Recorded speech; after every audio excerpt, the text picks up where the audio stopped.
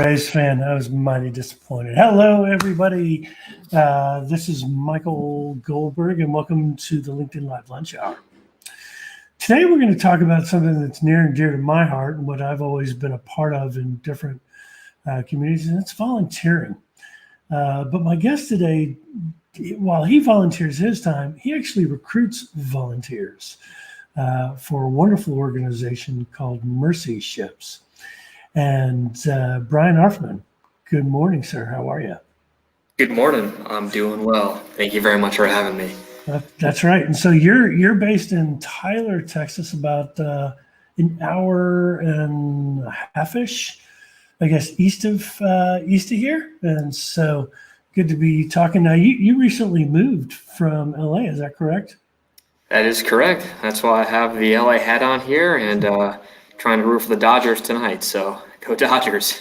You should, you could be one of those 11,000 people to go in. You could drive down here. You should be there, man. See him win it. It's once in a lifetime kind of thing. I should be camping out right now outside of the Rangers stadium.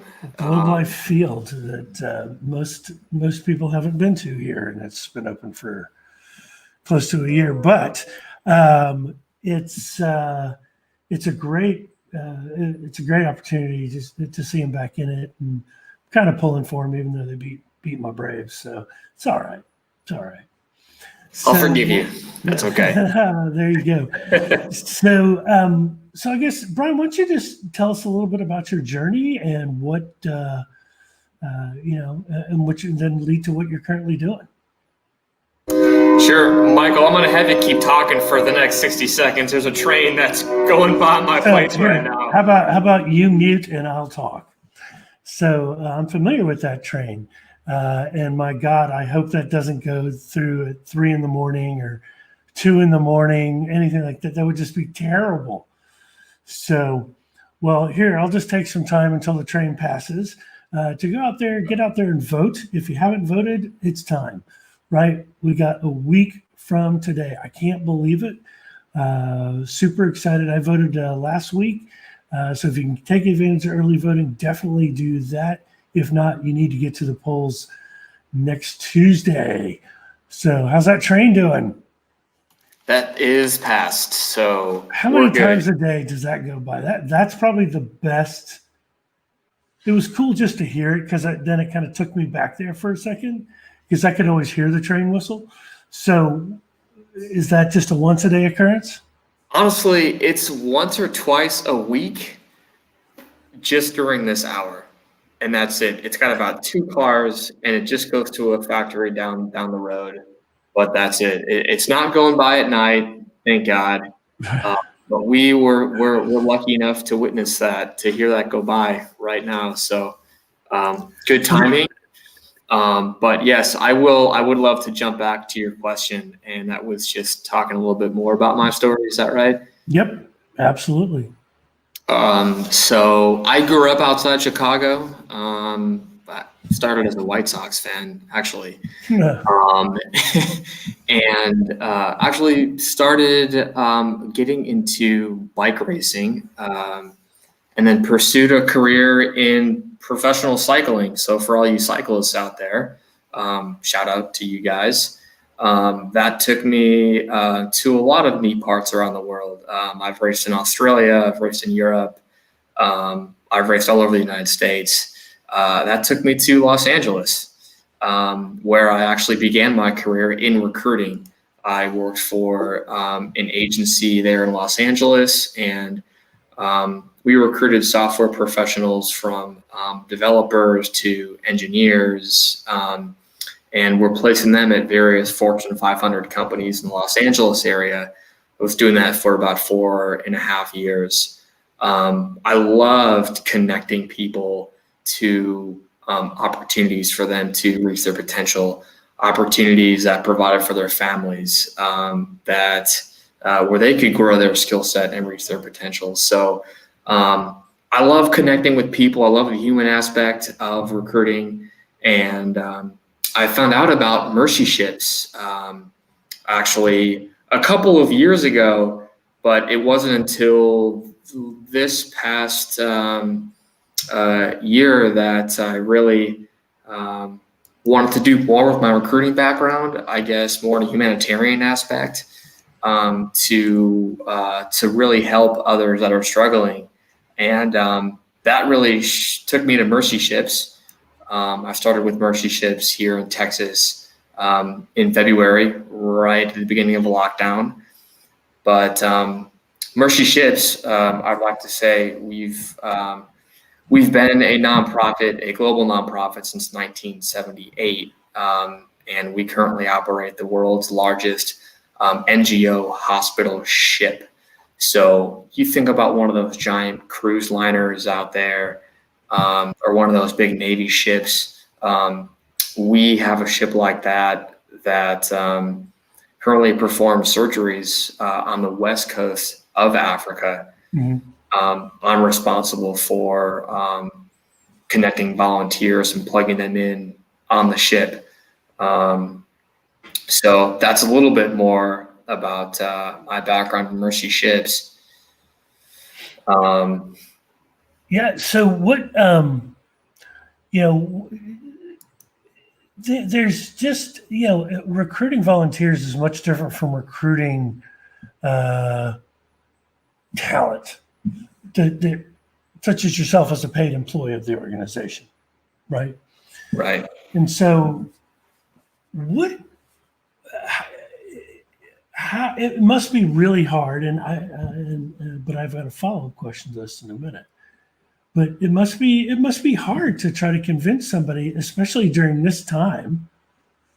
I don't know how bad COVID is in West Africa, but even are these African nations welcoming volunteers right now, right, to bring people over with the way everything's kind of ramped up here with the coronavirus? Sure. It's certainly challenging. I would say the people that are applying that do want to volunteer are pretty hardcore volunteers. We're certainly thankful for the ones that do want to volunteer. There was an interesting stat on LinkedIn the other week that said volunteerism is actually on the rise this year. A lot of people are taking the time to sort of reflect on their purpose and reflect on how they can give back. So it's challenging with all the travel restrictions and COVID precautions, but we're currently trying to set up our ship to ensure the safety of all of our volunteers and crew and patients on board. So we're currently not in Africa right now. Our ship is off the coast of Spain and the Canary Islands. It's being outfitted for a couple of maintenance projects. Mm-hmm. But we are planning on returning back to Senegal next April. That's the current plan. And we're working with the local government there and local healthcare professionals to ensure that we can make a safe return. Yeah. So are there prime recruiting times for you that you go out and you find people to volunteer? I would say usually during the springtime, a lot of graduates are looking for their next step. And then there's sort of a lull during the summertime. And then any recruiters out there know sort of it picks up in the fall. And then there's another lull over the holidays. But we've had a steady stream of volunteers coming in as of late, since we just announced our newest ship, the Global Mercy, and that will be double the size of our current ship, and will also. How many patients is that? So we'll be able to treat. Let's see, we did a couple thousand surgeries on board the African Mercy last year. We'll be able to double that. Oh wow! So, and then double our need for volunteers. So we're probably looking for about 700 or so volunteers at any given time on board the new ship. That's amazing. So do you focus only on the United States, or can you cross into Canada and Mexico?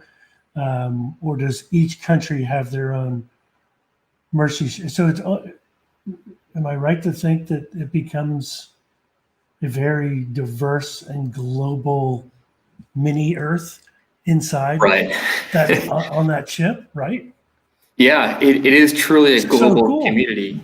Right. There's over 55 nationalities actually that are recognized on board. So it is this melting pot of people from all over the world, there to serve for one purpose, and that's to really help other people. So it's really cool on board. People speaking the local language, Wolof, people from speaking French, Dutch, all over the place. We have 16 international offices. So there's an office in Canada, Switzerland, Germany, Australia, New Zealand, all over the world. I'm really responsible for recruiting volunteers in the United States. Mm-hmm. And then everywhere else where we do not have a national office. So Mexico, for example, or Romania, for example. These other countries around the world, but it is an international community. So when you look at let me get. Whoops, sorry, I'm trying to share the screen. Screen 2. Yes. Can you see? Oh, whoops. I'm just magnifying my. Oh, that was terrible. Hold on. I wanted to do. I need to stop the sharing. That just looks terrible.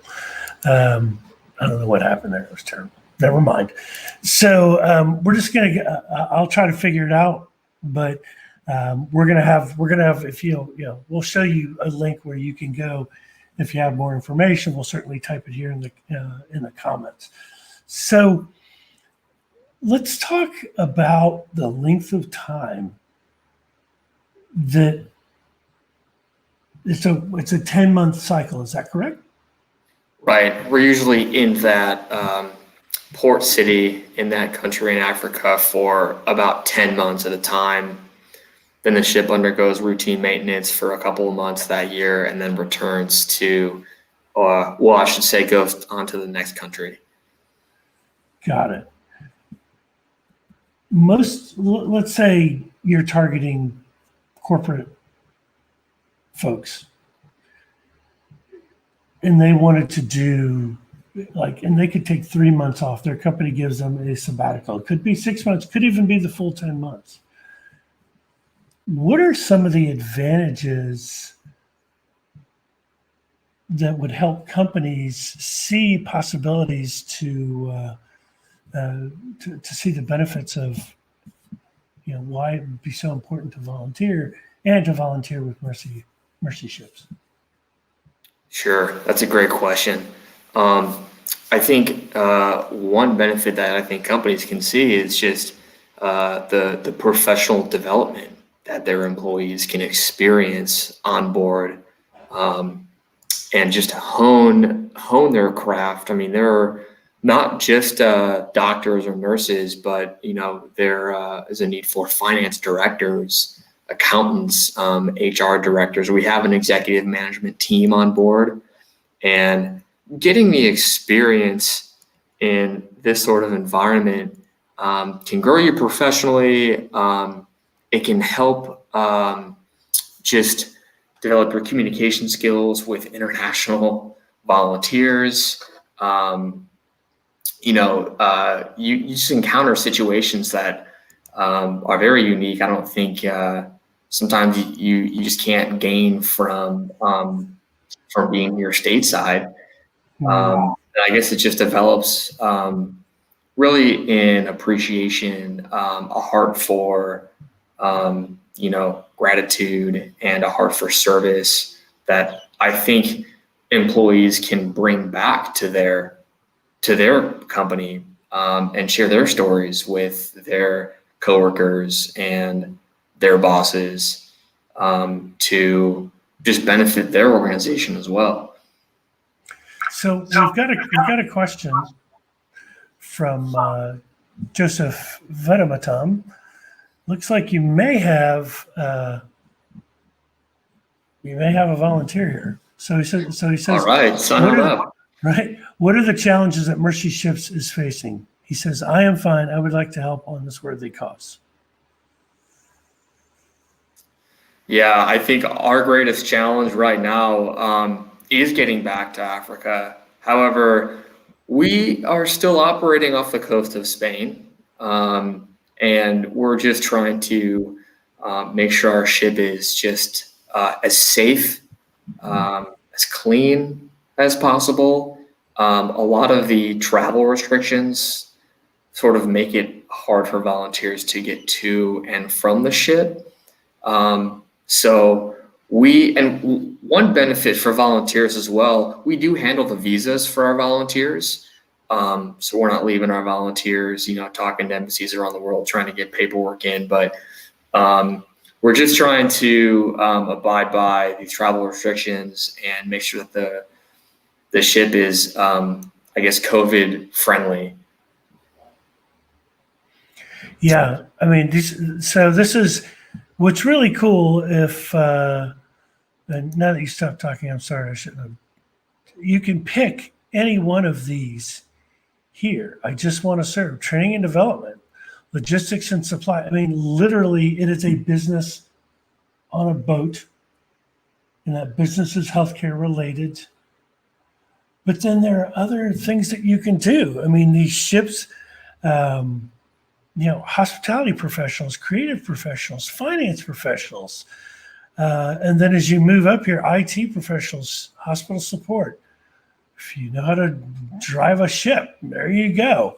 Operating room, nurses and physicians. Now, I imagine, Brian, that these two are probably your hardest to fill, or is that incorrect? A certain positions within those two categories, like PACU nurse, biomed technician, I know are a few that our medical recruiter is struggling with. Mm-hmm. A few of the harder roles that I'm trying to find are more of like vehicle mechanic. I mean, you could work on our fleet of land cruisers on board. A lot of our volunteers take day trips on the weekends and use our land cruisers to go out in the country. Our cars are into the bush, right? To meet local people, Wow. to take trips, to sightsee, to immerse themselves in that city. So our cars are being used all the time. So finding a mechanic, finding if you're a tradesperson, if you're in maintenance, if you are in that profession, plumbing, carpentry, things like that. Those are sort of hard to find as well. But a videographer, hairstylist. It's neat because you can also sort those opportunities by most urgent or most critical. Mm-hmm. They'll have a red banner on top. So if you're thinking about, hey, I want to serve where you guys need me most, sort by urgent opportunities. But I would encourage you, to, even if you aren't really sure when or how you can serve, yeah, you can just go down there to, I just want to serve. We have a full-fledged K through 12 academy on board if you're a teacher. The teachers are sort of tough as well to find on board. Yeah, because if they can stay at home and make a salary, do they have to have a master's or no background? Just a Bachelor of Education and a current teaching certificate with at least a couple of years of experience teaching in the classroom. But our academy is remote right now, so our teachers are actually doing that from home. Now, this is interesting. I'm looking at this. It says the minimum commitment is 2 years for an HR director. So are you on the boat for 2 years? So for those higher level positions, I would say the director, the manager positions, we try and decrease the turnover. So we do ask for a longer term commitment. Right.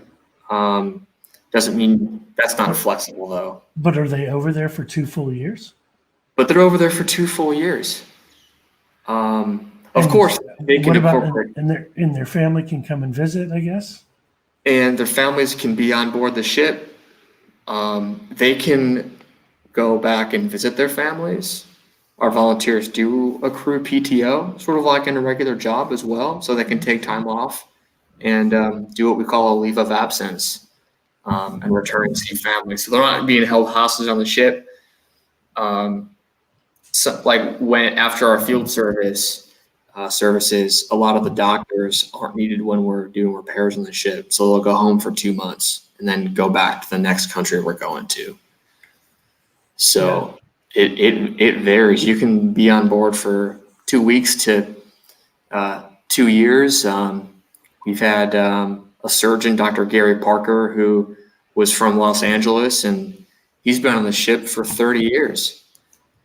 And 30 years? 30 years. Or in that ballpark. He found his wife on board, got married, had kids, is raising a family on board the ship. Get out. Now that's a success story. That's a really cool. But I guess in return they get housing, they get meals every day, I assume, yes? Right. There is, depending on how long you serve for, there is what we call a crew fee that is sort of like rent. It does cover your room and board and food on the ship. Wow. So the reason we do that is just to make sure that we're maximizing and allocating all the donations and money that we get to the patients that we're treating. Interesting. Well, that was cool. That was cool to see. So, and I know one of our viewers did put the topic in there, or put this in there. Where was it? Oh, I can't see it on my screen. So it was. So I like to Steve Matson. Thank you very much. Thank you, Steve, for sharing that. So Peter Reese said, I would imagine team building would be amazing. Yeah, I imagine. So I guess that's an interesting thing. What happens as a part of the onboarding situation where they go to, they come on board, they've never worked with a group of strangers. So are there classes that lead up? Can you kind of walk us through what that looks like?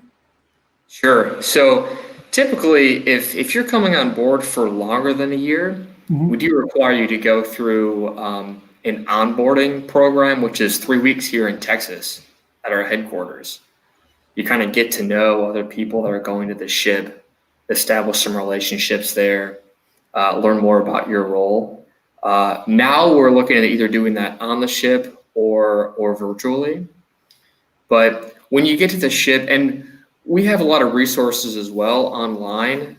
We have a chat board, a Facebook page where future volunteers can post questions and messages like, what's the day-to-day look like? Who will I be working with on my team? During the interview process, you're meeting your future teammates, you're meeting the person that you'd be working with and your manager. So you do sort of get to know some people on your team before going to the ship. And then when you get to the ship, you are sort of acclimated into that environment, and you are sort of trained a little bit, meeting your team and things like that. But it does take a lot of patience. I mean, I will say that it is tough sometimes working with people from all over the world that maybe don't speak your language. Lots of different personalities on the ship. But I would say everyone that is really, there's not a lot of conflict, I would say, on the ship. Everyone there really is there to serve others. So it's not like, yeah. So when people do go out, is there security? Do they go out with security, or is it extremely safe for tourists from other countries to go around West Africa? For the most part, I've heard that it's actually pretty safe to go out in the local town. I know like Dakar, Senegal is fairly westernized, right? Fairly modern city. So we don't require anyone to go out with guards. And of course, we have people that will post hey, here are some places that aren't safe to go to. Here are some that are. You guys are free to go here. So it's just sort of using your common sense there. Yeah. Well, that's cool. That's cool. So, so here's a question I want to ask. So what, to the audience, what suggestions do you have for Brian to recruit volunteers? I know he and I talked last week, and we had talked about adding corporate volunteers, about military folks like that. So, I mean, I think it would be great. Here's the thing, right? We're in this economy that nobody knows where things are going. Whether it's the election or whether it's COVID, which I think COVID directly more affects what's going to happen than anything else right now. But I hope there's change. Anyway, I think, wouldn't you think this would be a prime time to have volunteers come up? Because, there are a lot of people that are looking for work, and I know they need to look for work, but if they know that the economy is going to be down for a bit, just depending on whatever the circumstances are, is now a better time more than ever to look at next April to volunteer. Sure. No, I think now is a great time. I think that in terms of the market, work is pretty tough to come across. But I think putting your skill or putting your will and your heart into volunteering right now, I think I've always believed in the more that you serve others, I think the more that you'll be served. I think that developing those relationships with people with the same heart right now, I think can really strengthen your heart, your skills, and maybe that's not next April. Maybe after you submit an application, we keep that application on file for 2 years, and maybe and then we'll reach out. But sometimes just planting the seed. Sometimes people will find out about Mercy Ships and then don't end up volunteering for 5, 10, 20 years out. So, I would say that just planting the seeds, I think, is the most important part right now. Yeah. And then there's Joseph again. Reach out to folks on the verge of retirement like me. And I think that's a great idea. It's a little more risky now with COVID going on, but I think that there's a lot of potential there. That's a great suggestion, Joseph. Thank you so much. Appreciate your participation today. So, so we know where people need to go, obviously, to sign up. Is there anything else that you kind of want to talk about to kind of, as we wrap up, kind of sell and drive home the points of why you need to volunteer for Mercy Ships? Yeah, I don't know if I could sell, people on volunteer. I think it comes from within. But if you're looking for you to change things up for adventure, just for a new set of experiences, maybe a fresh set of eyes, this really truly is a unique opportunity where to serve on really one of the world's only hospital ships, and just to be in an environment where people are people maybe have been blind, they may have tumors and they've been outcasted. It's just an incredible experience no matter what you do on the ship. Everyone's important on board. Just to be in an environment like that where you're witnessing medical miracles almost every week, and to interact with doctors, with patients, I think it's such a cool opportunity. So I would encourage you to just explore and check out the opportunities on our website. We have a few videos on YouTube and Vimeo. There's the Mercerships Facebook page, Instagram, and some of those pictures and videos are really amazing. It's just amazing work that you guys do, and just can't thank you enough for taking the time to be a part of this. And I know this was one of your first live casts, and you did great. And I know the audience really appreciated the insight and the energy into why you should volunteer. And I think everyone should volunteer. And let me ask you one last question. Sure. As an employee, is that a requirement that you go volunteer for 10 months or a year, or is that not a requirement, or is that a part of the deal? It's not a requirement, but I myself am trying to get to the ship. They do, if you are working here at Mercerships, they do send you to the ship, at least here in HR. So I'm hoping to get that opportunity. COVID may throw a wrench in that. Yeah, but really hoping to get to the ship here soon. No, it's all good. Well, hey, if you want to connect with Brian, it's 1F 2Ns and Arfmann. You just hit him up on LinkedIn. But if you're serious about volunteering, and so now, Joseph, Brian's he's going to be watching for your name to pop through, and we so appreciate you wanting to volunteer your time. So. But share this with others, folks. Share this video or share our broadcast with others, because this is an important message, and I think it really needs to get out there. So, as I mentioned, while the train was passing by, it's time for you to go out there and vote. Make your voice heard. Brian, I want you to have a great rest of your week and rest of your day. Thanks for being a part of the show today. Thank you so much. You too, Michael. All right, everyone, be well.